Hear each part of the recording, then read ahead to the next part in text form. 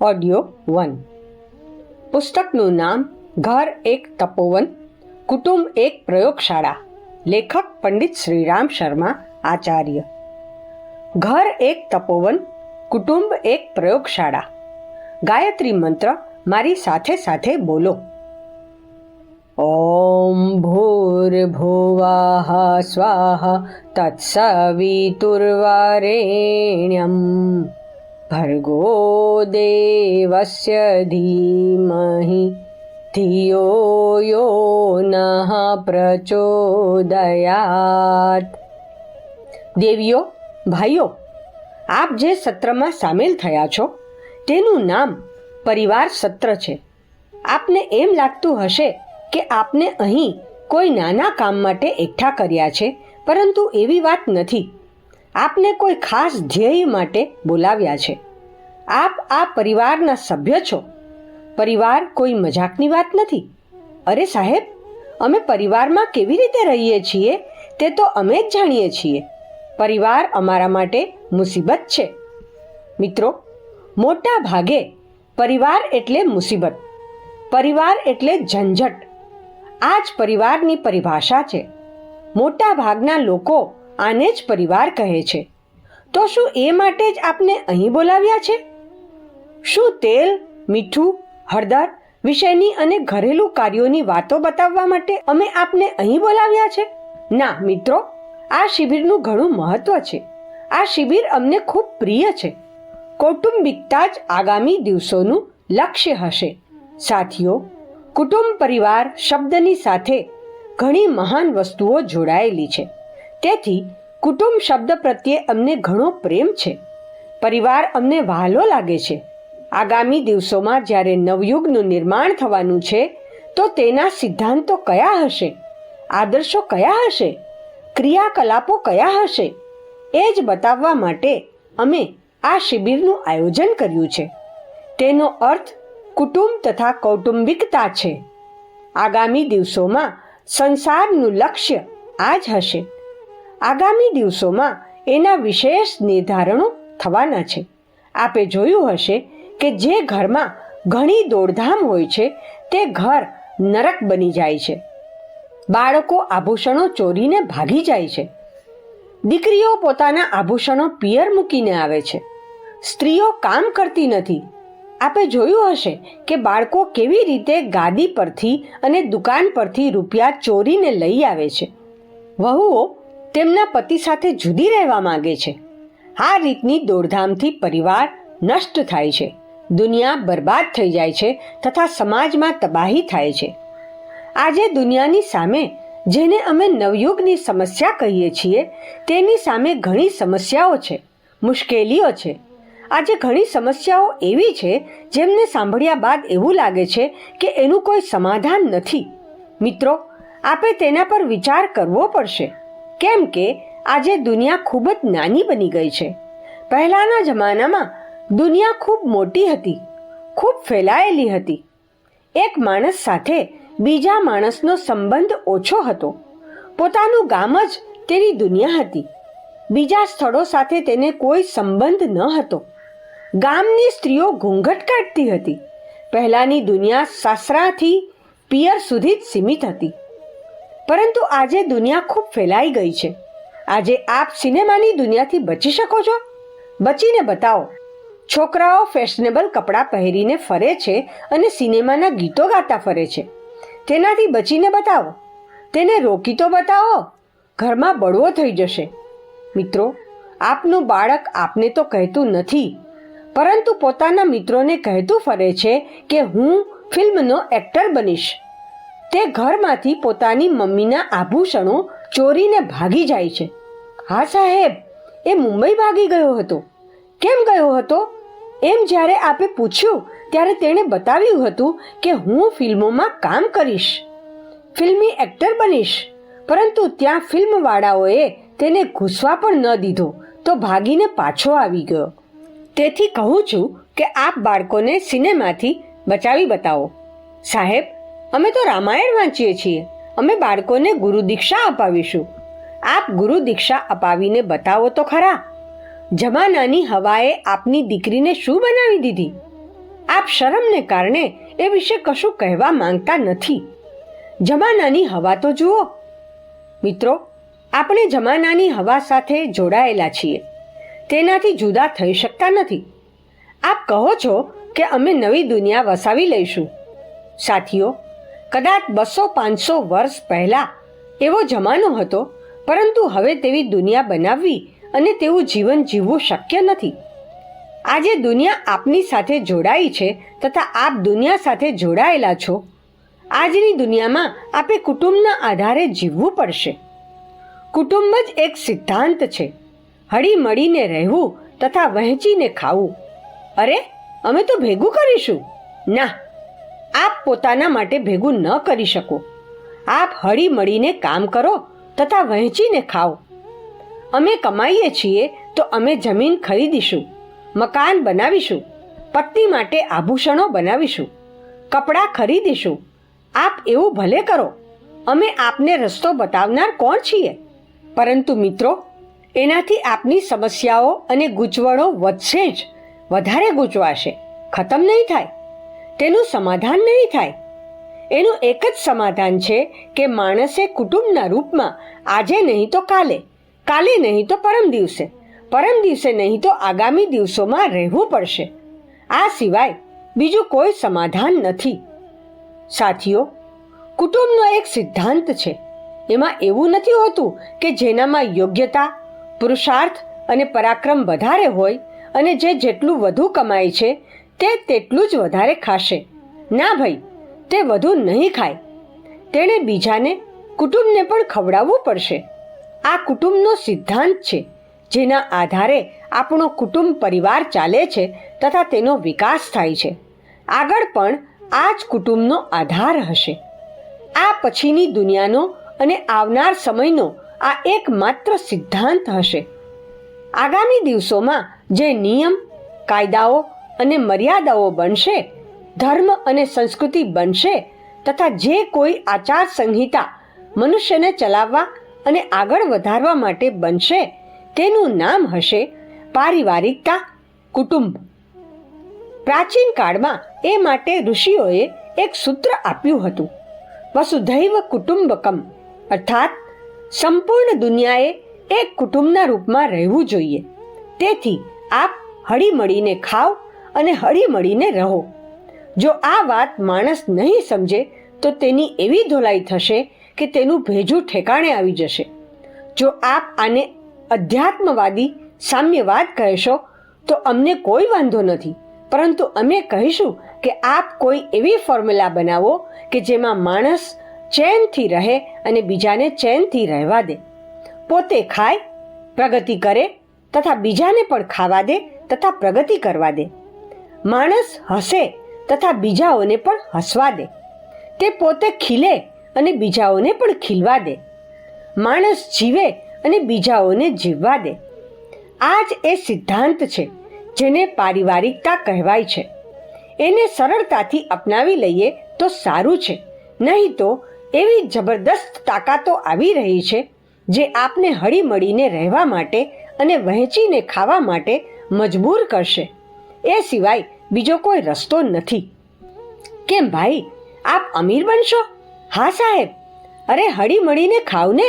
ના સાહેબ, અમે કમાઈશું અને પોતે જ ખાઈશું.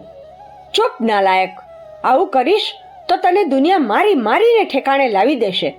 મિત્રો, આપ કમાવ જરૂર, પણ બીજા માટે પણ ખર્ચ કરો. ના સાહેબ, અમે તો દીકરા માટે ખર્ચ કરીશું. ચૂપ બદમાશ.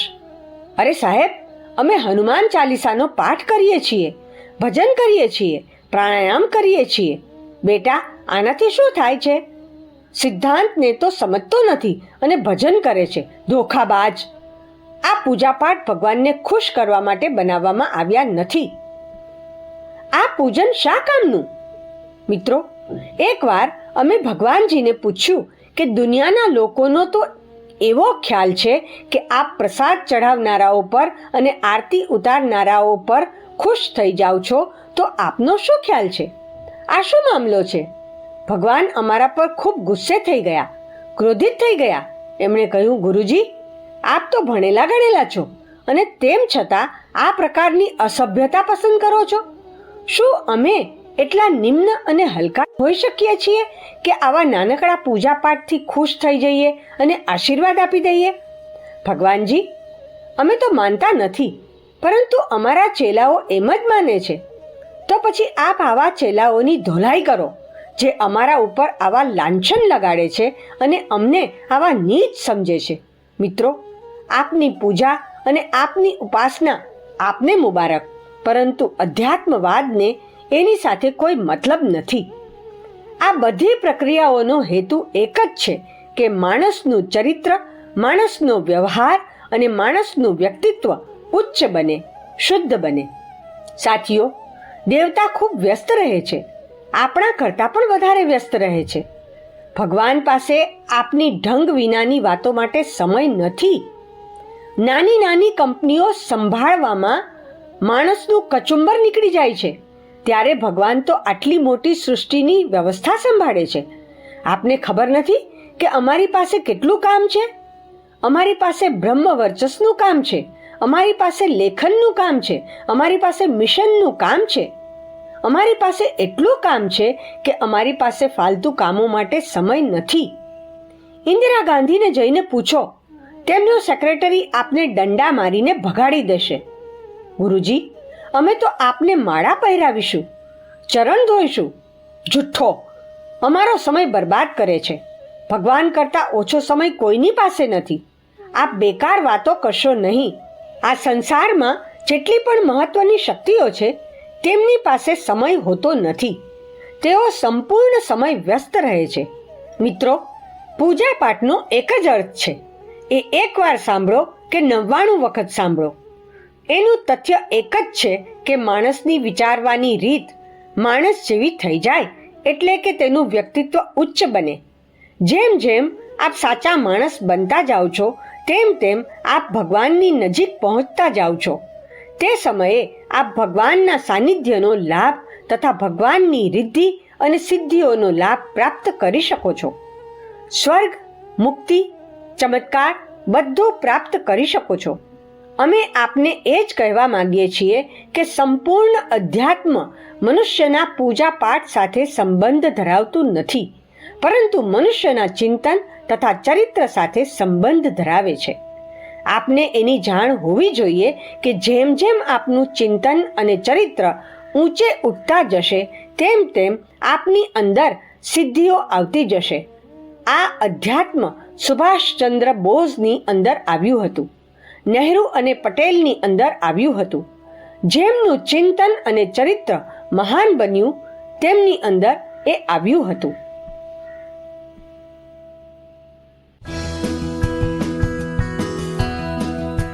ઓડિયો 2. સાથીઓ, આપ તો દેવતાઓની હજામત બનાવનાર હજામ છો, પંખીઓને મારનાર પારધી છો. આનાથી કામ ચાલશે નહીં. આપ દેવતાઓને પકડવા માંગો છો. શું અધ્યાત્મ આવું હોઈ શકે? માછીમાર જેવું અધ્યાત્મ, પારધી જેવું અધ્યાત્મ આજે છે તેવું ક્યારેય ન હતું. અરે સાહેબ, કોઈ પણ દેવી દેવતા અમારી ચુંગાલમાં આવ્યા નથી અને અમારી મનોકામના પૂર્ણ થઈ નથી. આ રીતે કેમ ચાલશે?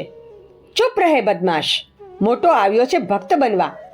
સપના જોશો નહીં, વાસ્તવિકતા જાણો અને પોતાની વિચારવાની રીત તથા કામ કરવાની રીત સુધારો. આપ અસભ્યતાની પૂજા બંધ કરો. આપે પૂજાના નામે તો ઉલટાની ઝંઝાળ ફેલાવી દીધી છે. એનાથી આપને કોઈ લાભ થવાનો નથી. નવયુગ, સતયુગ. મિત્રો, હું એ કહેવા માંગતો હતો કે આગામી દુનિયા જેમાં બધા લોકો ખુશીથી જીવન ગુજારશે, ખુશાલી, શાંતિ, સિદ્ધિ અને ચમત્કારનું જીવન જીવશે, તે યુગ સતયુગ હશે. આને તમે જે કોઈ નામ આપો, અમે નારાજ નહીં થઈએ, પરંતુ નવયુગનો આધાર એક હશે, કાયદો એક હશે, નવયુગની સંસ્કૃતિ એક હશે. ત્યારે શું થશે? કૌટુંબિકતાનું વાતાવરણ હશે. એ શું છે? આપ અત્યારે જે પરિધિનો ઉપયોગ કરો છો તેનો ઉપયોગ મોટા વિસ્તારમાં કરવો પડશે. આપને 850 રૂપિયા મળે છે તો આપ શું કરો છો? અરે સાહેબ, ખાવા પીવામાં અને પત્ની બાળકોમાં ખર્ચાઈ જાય છે. નાનો ભાઈ નિશાળે જાય છે, એમાં વપરાય છે. લગ્ન માટે થોડું દેવું થયું હતું, તે આપીએ છીએ. કેમ પોતાના માટે તો નથી વાપરતા? ના સાહેબ, આટલા પૈસા અમે એકલા માટે કેવી રીતે ખર્ચીશું? અમારે અમારી બહેનને પણ પૈસા મોકલવા પડે છે. સાથીઓ, આજે આપ જે સિદ્ધાંત પોતાના કુટુંબ માટે લાગુ પાડી રહ્યા છો, તેને સંપૂર્ણ સમાજ માટે લાગુ પાડવો પડશે. આપની પાસે ધન છે, આપ સમૃદ્ધ વ્યક્તિ છો, તો તેનું શ્રેય આપને મળશે. પરંતુ તેનો અર્થ એ નથી કે આપ પોતે એકલા જ ખાઈ જાઓ અને મોજ મસ્તી કરો. જો આપ આવું કરો છો તો લોકો આપનું ગળું દબાવીને ઉલટી કરાવી દેશે. અધ્યાત્મનો યુગ આવશે તો આ રીતે આવશે. આપને બિનજરૂરી વસ્તુઓ નહીં મળે. આપના પેટમાં જેટલી જગ્યા છે તેટલું જ ખાઓ, શેષ વહેંચી દો. નહીં તો લોકો આપનું ગળું દબાવશે અને ઉલટી કરાવી દેશે. તો ગુરુજી, શું આવો જમાનો આવી રહ્યો છે? હા બેટા, બિલકુલ આવી રહ્યો છે. મિત્રો, આપની ઈચ્છાથી આપને માટે દુનિયા તો નહીં બદલાય. આપ પોતાની ઈચ્છા અને મરજીને પોતાના ખિસ્સામાં રાખો. દુનિયાની સમસ્યાનું સમાધાન જે રીતે થવાનું છે તે રીતે જ થશે. ઋષિઓએ જે સૂત્ર આપ્યું હતું તે અમે ફરીથી આપીએ છીએ, વસુધૈવ કુટુંબકમનું. એના આધારે જ દુનિયામાં પ્રેમ, રીત, સંબંધો અને વ્યવહાર એક થશે. એનો વિકાસ કૌટુંબિકતાની ભાવનાથી જ થશે. આપણો પોતાનો ગાયત્રી પરિવાર. પરિવાર શબ્દ સાથે અમને ઘણો પ્રેમ છે. અમે જો વિશ્વાસ કર્યો છે તો તે પારિવારિકતા પર કર્યો છે. અમે જે સંગઠન બનાવ્યું છે તેનો આધાર કૌટુંબિકતા છે. હું કુટુંબ પર વિશ્વાસ રાખું છું. દરેક ઈમાનદાર માણસ તેનો બધો સમય, સંપત્તિ પોતાના કુટુંબ તથા પરિવારના વિકાસ માટે ખર્ચે છે. અમે પણ ગાયત્રી પરિવારના નામથી જે પરિવાર બનાવ્યો છે તેના માટે ખર્ચીએ છીએ. જ્યારે મિશન નાનું હતું અને અમે તપોભૂમિમાં રહેતા હતા તે સમયે અખંડ જ્યોતિ પ્રકાશિત થતું હતું, તો અમે અખંડ જ્યોતિ પરિવાર શબ્દનો ઉપયોગ કર્યો છે. જૂના લેટરપેડ પડ્યા હશે, એમાં એ જ છપાયું છે. જ્યારે ગાયત્રીનો પ્રચાર શરૂ કર્યો ત્યારે ગાયત્રી પરિવાર બનાવી દીધો. તે પછી યુગ નિર્માણ પરિવાર બનાવી દીધો. હવે પ્રજ્ઞા અભિયાન શરૂ કર્યું તો પ્રજ્ઞા પરિવાર બનાવી દીધો. મિત્રો, આ પરિવાર અમારા પ્રાણોનો અંશ છે. આપ જોતા નથી? એને અમે સિંચ્યો છે, વધાર્યો છે. અમારો પરિવાર કઈ રીતે જોડાયેલો છે તે આપ જોતા નથી? માતાજી આપના માતાજી છે. તેઓ જો આપના માતાજી છે તો અમે આપના પિતાજી છીએ. આપે આ પરિવારમાં એવું જોયું નહીં હોય કે આ પરિવારમાં કોઈ નાનું છે અને કોઈ મોટું છે. અમારે ત્યાં પરિવાર સિવાય અન્ય કોઈ જ વ્યવહાર કે સિદ્ધાંત નથી. આ સિવાય અમે કોઈ વસ્તુઓ પર વિશ્વાસ રાખતા નથી. સાથીઓ, પરિવાર શબ્દ ઘણો મહાન છે. એની સાથે માનવીય સમસ્યાઓ અને વિશ્વની સમસ્યાઓ જોડાયેલી છે. આપ કહો છો કે ઘર પરિવારની ચિંતાઓ દૂર થઈ જશે તો તેને છોડી દઈશું. તે સમયે હું લોહીનો ઘૂંટડો પી જાઉં છું અને આપને કશું કહેતો નથી. જ્યારે આપ એ કહો છો કે ગુરુજી, ઘરની ઝંઝાળ છૂટી અને અમે આપના શરણમાં આવી ગયા, તો અમને હસવું આવી જાય છે અને હું કહું છું કે જ્યારે અહીં આવીશ ત્યારે તારા પર મોટા પરિવારની જવાબદારી આવશે. અત્યારે તારા પરિવારમાં કેટલા લોકો છે? ગુરુજી, માં, પત્ની અને 2 બાળકો છે. સારું, તો 5નો પરિવાર છે. તું શું એમ સમજે છે કે અહીં બાબાજી લોકો રહે છે, નકામા લોકો રહે છે, તો તું નિશ્ચિંત થઈને અહીં આવીશ? ના સાહેબ, હું તો બધી રીતે ફ્રી થઈને આવીશ અને અહીં આવીને માળા જપીશ. ગુરુજી, આપની સેવા કરીશ. ચલ હટ બદમાશ! એવો દંડો મારીશ કે અક્કલ ઠેકાણે આવી જશે. પરિવાર મૂકીને આવવાનો છે. અરે, અમારી પાસે ભાગેડુઓ માટે કોઈ સ્થાન નથી. મિત્રો, જોધપુરના મહારાજ યુદ્ધમાં હારી ગયા. બધા સૈનિકો માર્યા ગયા. રાજા સાહેબ કોઈ રીતે જાન બચાવીને આવી ગયા અને એમને બંધ દરવાજા પરથી અવાજ આવ્યો. રાણીએ કહ્યું, રાજા સાહેબ, આપ એકલા કેવી રીતે આવી ગયા? આપે સૈનિકોની સાથે આવવું જોઈતું હતું. દરવાજા ખોલવા જઈ રહેલા સિપાહીને રાણીએ કહ્યું કે રોકાઈ જા. તે મહેલ પર ચડી ગયા અને કહ્યું, આપ રાજા ન હોઈ શકો. સેના ક્યાં ગઈ? એમણે કહ્યું કે સેના ખતમ થઈ ગઈ. રાણીએ કહ્યું, જોધપુરના મહારાજ આવા બેહુદા ન હોઈ શકે. આપ અમારા પતિ ન હોઈ શકો. આપ ત્યાં જ જાઓ અને યુદ્ધ કરો. જો આપ માર્યા જશો તો પણ હું આપનું માથું લઈને પ્રેમ કરીશ. ભાગેડુને હું પ્રેમ નહીં કરું. આ રીતે જો આપ પણ ભાગેડું બનીને આવી જશો તો આપના માટે શાંતિકુંજનો આ દરવાજો બંધ મળશે. અમે આપને ઘૂસવા નહીં દઈએ. આપ કહો છો કે અમે જવાબદારીઓમાંથી નિવૃત્ત થઈ જઈશું ત્યારે આવીશું. શું નિવૃત્ત થઈ જશો? શું આપના માટે સમાજની જવાબદારી નથી? દેશની જવાબદારી નથી? ના સાહેબ, અત્યારે તો દીકરીનું લગ્ન કરવાનું છે. એમાંથી નિવૃત્ત થઈ જઈશ ત્યારે આવીશ. તે વખતે એવો તમાચો પડશે કે હોશ ઠેકાણે આવી જશે. પારિવારિકતા ખૂબ વિશાળ વસ્તુ છે. અધ્યાત્મના મર્મને સમજો. શું આપ આધ્યાત્મિકતા વિશે પણ કંઈક વિચારો છો, જાણો છો? તેના સિદ્ધાંતો અને આદર્શોને પણ સમજો. ના સાહેબ, અમે તો જપ કરીશું, પ્રાણાયામ કરીશું તો અમને સિદ્ધિ મળશે.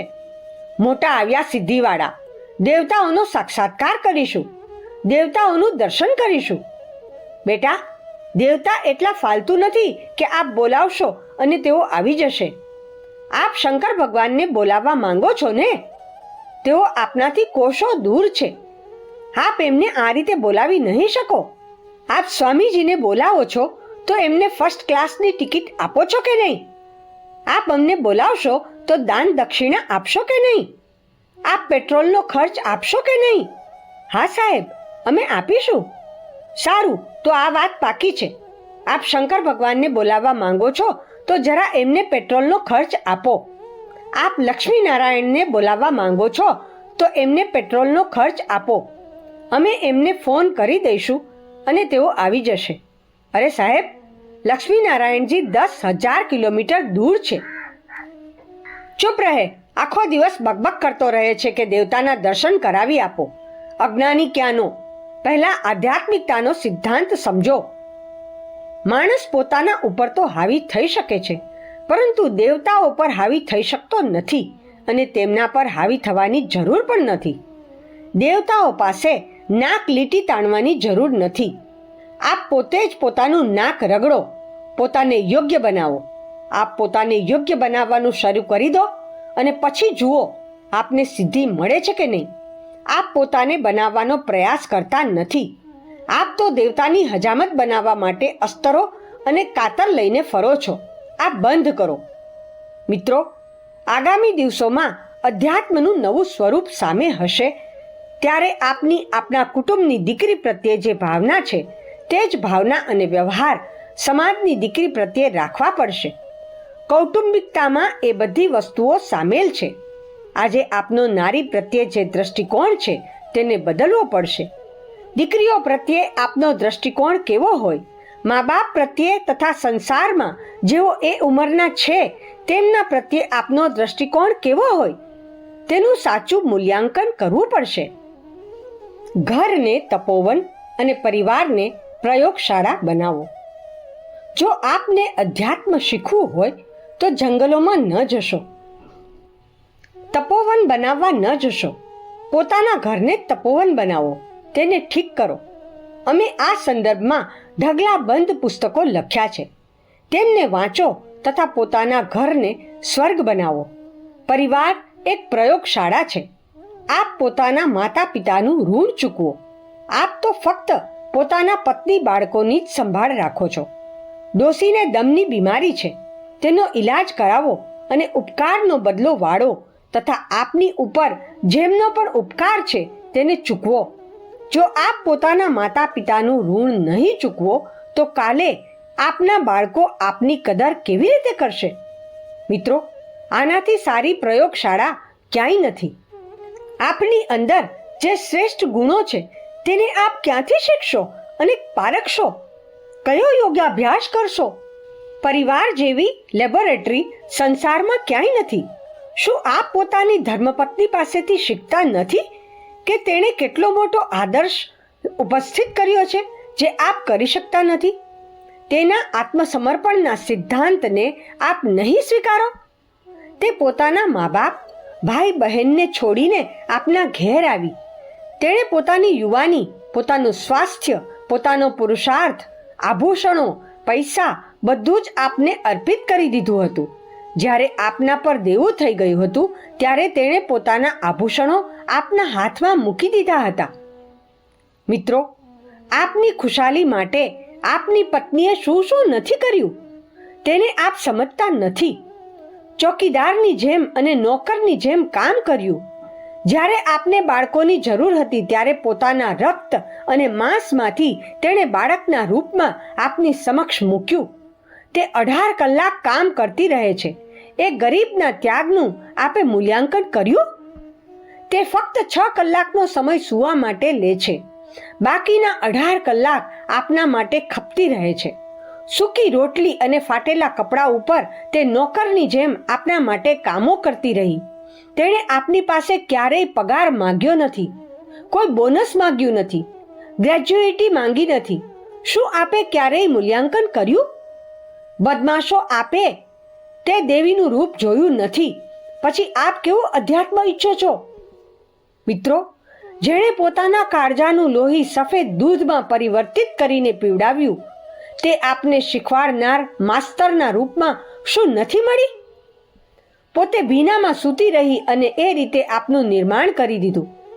હજી આપ અધ્યાત્મને સમજ્યા નથી? આપ ગુફામાં જશો, જંગલમાં જશો, આશ્રમમાં જશો. અમે કહીએ છીએ કે આનાથી મોટો આશ્રમ ક્યાં છે, જેમાં આપની મા રહે છે, બાપ રહે છે, પત્ની, બાળકો, ભાઈ બહેન રહે છે. મિત્રો, અમે સંયમ શીખવવા આપને ક્યાં લઈ જઈએ? આપ આ સંયમ આપની બહેન પાસેથી, દીકરી પાસેથી શીખો ને. તે આપને શીખવે છે કે આપની આંખોમાં હેવાનિયત ન આવવી જોઈએ.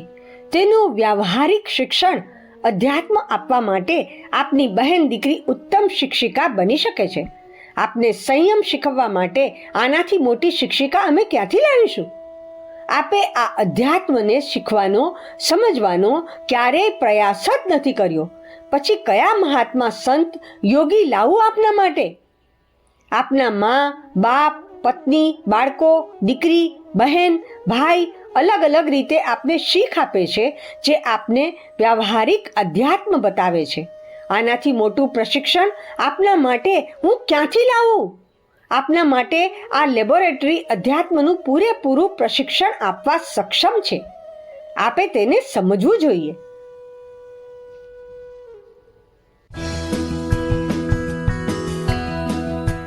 ઓડિયો 3. ગુરુજી, આપ પરિવારથી જુદા થઈ શકો છો? બેટા, અમે પરિવારથી ક્યારેય જુદા થયા નથી. એ પરિવાર જેને આપ વંશ કહો છો તેની સાથે અમને અમારો એટલો સંબંધ નથી જેટલો આ ગાયત્રી પરિવાર, પ્રજ્ઞા પરિવાર, યુગ નિર્માણ પરિવાર સાથે જ છે. અમે આપને પરિવારને વધારવા માટે કહીએ છીએ, વંશ વધારવા માટે કહેતા નથી. આપે આ વંશને ખૂબ વધારવો જોઈએ નહીં. આપના નાના ભાઈઓ છે, ભત્રીજાઓ છે, તેમને યોગ્ય બનાવી દો. આપ આ કેમ કરતા નથી?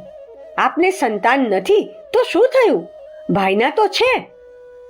આપ તેમનું પાલન કેમ કરતા નથી? આપનો વંશ ડૂબે છે તો ભલે ડૂબે, આવા વંશથી શું ફાયદો? પોતાની પત્નીના પેટમાંથી નીકળેલ બાળકને જ પોતાનું બાળક સમજે છે તથા બાકીના બાળકોને બકરીના બચ્ચા સમજે છે. એવા સ્વાર્થી માણસને હું બેહુદો, બદમાશ અને નાલાયક કહું છું. આજે જનસંખ્યા વધતી જાય છે. લોકો માખી, મચ્છરો અને સુવરોની જેમ વંશ વધારતા જાય છે. એમને માટે અન્ન, વસ્ત્ર અને રહેઠાણની સમસ્યા વધી રહી છે. આવા લોકોને એ વાતની પણ ખબર નથી કે બાળકો રમશે ક્યાં. આપ તો ફક્ત વંશની પાછળ પડી ગયા છો. આપ એ સમજવા નથી માંગતા કે આપના બાળકો જ ફક્ત આપના બાળકો નથી, પરંતુ બહેનના બાળકો અને ભાઈના બાળકો પણ આપના બાળકો છે. તેમનું પાલન પોષણ કરો. આપ એકલા તો રહી શકતા નથી, ક્યાંક ને ક્યાંક તો રહેશો જ, પછી તે કેદખાનું જ કેમ ન હોય? આપ ઘર વસાવીને રહેશો. આપને માટે અહીં આવવું હોય તો આપની જવાબદારીઓ પૂરી કરીને આવો. અમારા કૌટુંબિકતાના સિદ્ધાંતો જુદા છે. અમે હળી મળીને ખાઈએ છીએ, મળીને રહીએ છીએ અને સાથે મળીને ભોજન કરીએ છીએ. આ છે અમારો કૌટુંબિકતાનો સિદ્ધાંત. આ કૌટુંબિકતા જ અમારા પરિવારની સમસ્યા, કુટુંબની સમસ્યા, સમાજની સમસ્યા અને રાષ્ટ્રની સમસ્યા હલ કરે છે. સાચા અર્થોમાં કુટુંબ. સાથીઓ, આપનું કુટુંબ ક્યાં છે? કેટલું મોટું છે? ગુરુજી, અમારું કુટુંબ બહુ વિશાળ છે. અમારા પરિવારમાં ઘણા સભ્યો છે. બેટા, એને ઘર નહીં કેદખાનું કહો, એને ઘેટાઓનો વાડો કહો. એક જ દરમાંથી કેટલા ઉંદરો નીકળે છે? આપે ઘેટાનું ટોળું જોયું હશે. એક જ જગ્યામાંથી કેટલા ઘેટા નીકળે છે? આપે કેદખાનું જોયું છે? આપે ભઠિયારાની ધર્મશાળા જોઈ છે?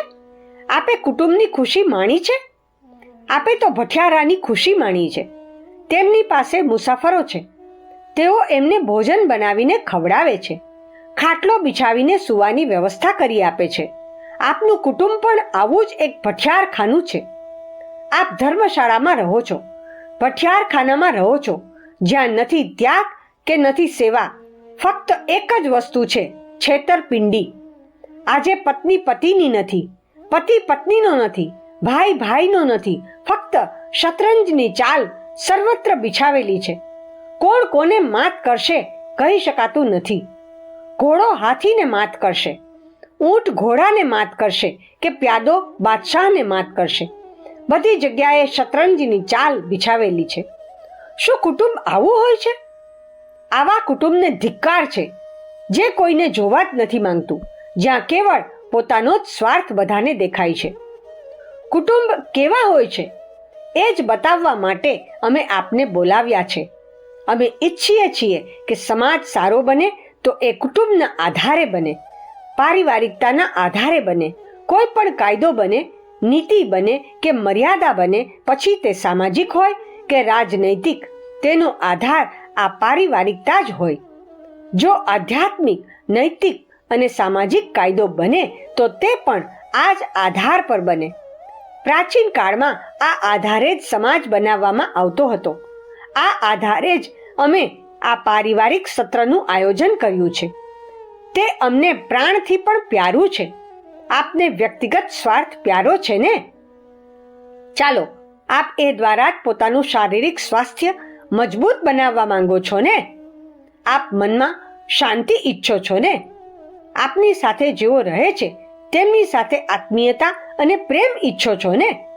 આપ જે પૈસા કમાઓ છો તેમાં કરકસર કરીને બચત કરવા માંગો છો ને?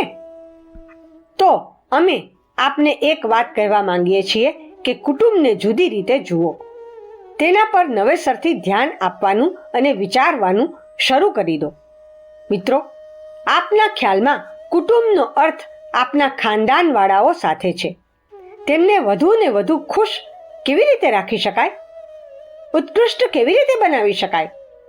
આજે આપ જ્યારે મહિને 1200 રૂપિયા કમાવ છો તો પોતાની દીકરીને ખુશ રાખવા માટે એવા વસ્ત્રો બનાવવા માંગો છો, તેની એવી કટિંગ કરવા માંગો છો કે જ્યારે તે સ્કૂલમાં કે કોલેજમાં જાય ત્યારે ત્યાં બધી છોકરીઓ તેને જુએ અને છોકરાઓ પણ તેને જુએ. લોકો એમ કહે કે સાહેબની દીકરી આવી છે. અત્યારે આપ નાની સરખી ખુશી માટે છોકરાઓ અને છોકરીઓને જે છૂટ આપી રહ્યા છો, તેની સજાવટ માટે, પ્રસન્નતા માટે આપ જે કરી રહ્યા છો તે એક દિવસ આપના માટે મુસીબત થઈને આવશે. આપ તબાહ થઈ જશો. એવી ખુશાલી આપને ક્યાંય નહીં રાખે. આપની દીકરી મળશે અને તેને ગુંડાઓ છેડશે. તે વારંવાર અરીસામાં જુએ છે, કાજળ લગાડે છે. તો જોઈ લેજો, જ્યારે તે સાસરીએ જશે અને તેના લગ્ન થશે ત્યારે તેના પર કેવી આફત આવશે. ફેશનબાજીને પ્રોત્સાહન આપીને શું આપ દીકરીને મારી નાખવા માંગો છો? તેના માટે ડ્રેસ બનાવીને અને ફેશન વધારીને શું કરશો? તેને હિપ્પી બનાવશો? સિનેમાની હિરોઈન બનાવશો? શું કરશો આપ તેનું? અક્કલ વિનાના બેહુદાપણાથી આપ પોતાના કુટુંબને કૂવામાં ધકેલી રહ્યા છો. આપ કહો છો કે સમાજમાં મારા દીકરા દીકરીની ઇજ્જત થાય છે. આપ આ ભઠિયારખાનાને સમાજ કહો છો. ઘેટાઓને આપ સમાજ કહો છો. આપ સમજતા નથી કે આજનું કુટુંબ કેવું નાલાયક બની ગયું છે. જ્યાં સુધી આપ કમાતા રહેશો, વ્યાપાર કરશો, ત્યાં સુધી આપના કુટુંબના લોકો આપની વાતો સહન કરતા રહેશે. પરંતુ જેવા આપ નોકરી છોડશો, રિટાયર્ડ થશો કે ઘરમાં અને કુટુંબમાં આપની કોઈ ઇજ્જત નહીં થાય. આપને કોઈ એક ગ્લાસ પાણી આપનાર નહીં રહે, કારણ કે આપે તેને સંસ્કારવાન બનાવ્યા નથી. સાદાઈનું જીવન શીખવાડ્યું નથી. પ્રેમ અને ત્યાગ બતાવ્યો નથી. આપે મુખ દર્શક બનીને પોતાનું તથા પરિવારનું કચુંબર કાઢી નાખ્યું છે. મિત્રો, આવી સ્થિતિમાં આપ કમજોર થઈ જશો. આપ જ્યારે અવકાશ પ્રાપ્ત કરી લેશો ત્યારે આપની દુકાન પણ નથી, કેમ કે તે તો દીકરાની છે. આપે તેને સોંપી દીધી છે. તે વખતે આપ જોઈ લેજો કે આપના એ કુસંસ્કારી છોકરાઓ આપની સાથે કેવો વ્યવહાર કરશે. તેમની ખરાબ ટેવો અને વ્યવહાર આપને જલ્દી મોતની નીંદરમાં સુવડાવી દેશે. આપે તો એમને કશું શીખવાડ્યું જ નહીં. સંસ્કાર આપવાથી બચતા રહ્યા છો. સંસ્કારના નામે આપે ફક્ત આપના બાળકો, દીકરી અને પત્નીની વાતો માની. તેમના પર દબાણ કર્યું નહીં. ત્યાગ શીખવાડ્યો નહીં. હવે કેમ રડો છો? કેમ પરેશાન થાવ છો? મિત્રો, યાદ રાખો, આપ જ્યારે કમજોર થઈ જશો ત્યારે આપની આવી જ હાલત થશે. આપે જે કુટુંબ માટે ઈમાનદારી કે બેઈમાની કરીને તેને આટલું વધાર્યું છે, જેને માટે આપે યોગ્ય કે અયોગ્ય રીતે વિકાસ કરવાનો પ્રયાસ કર્યો છે, તે આપ કમજોર થશો ત્યારે શું કરશે તે જોજો. આપે આવતીકાલ જોઈ છે? આપે સમયને જોયો છે? આપ ફક્ત પોતાની પત્ની અને બાળકોને જોતા રહ્યા અને એમણે હવે આપના શા હાલ કરી નાખ્યા છે. આપે એમને કુસંસ્કારી બનાવ્યા છે, તો જુઓ, તેઓ પોતે દુઃખી થશે, આપને દુઃખી કરશે તથા પોતાના પરિવારજનોને અને પત્ની બાળકોને દુઃખી કરશે. આજની વાત સમાપ્ત. ઓમ શાંતિ.